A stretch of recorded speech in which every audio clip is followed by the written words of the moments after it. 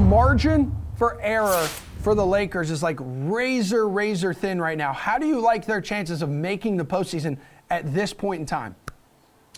I hate their chances to make the postseason because they're a bad team and they don't have their best players, and that just generally doesn't work.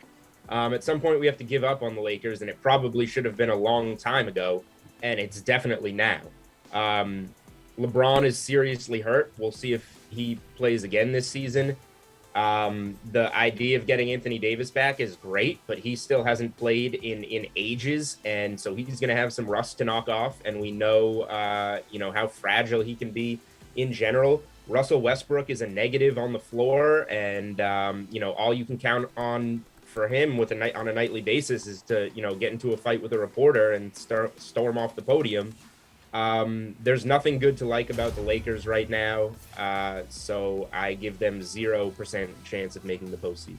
All right, Lakers currently plus 600 to make the playoffs. Jeff, how do you feel about those odds? Anthony Davis hasn't played since the All-Star break, expected to return Friday. However, LeBron James missing last night's loss.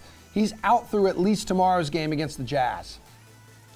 Yeah, I'm with Julian. I just don't feel good whatsoever about the Lakers' odds of making the play, and they have to show us something to give us, optimism that they can do it. And as of right now, that's just not the case. This team, as Julian was saying, just isn't good without LeBron, and his availability moving forward is in serious question after that ankle injury.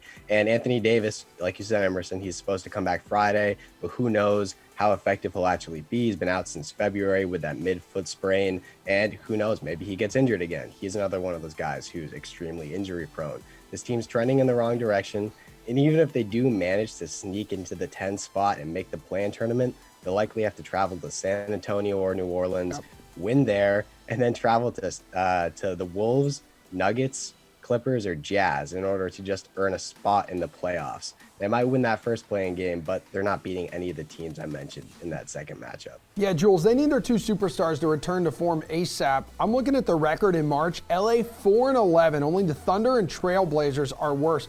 Do you think that they should just shut down LeBron James the rest of the way?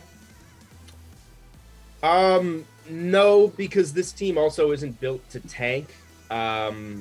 You got these guys, so you might as well go for it and try and pull the upset and, get a play-in seed. And then if you have LeBron and he does wind up being healthy, try and win a couple games. Like I said, I give it very, very little chance to happen.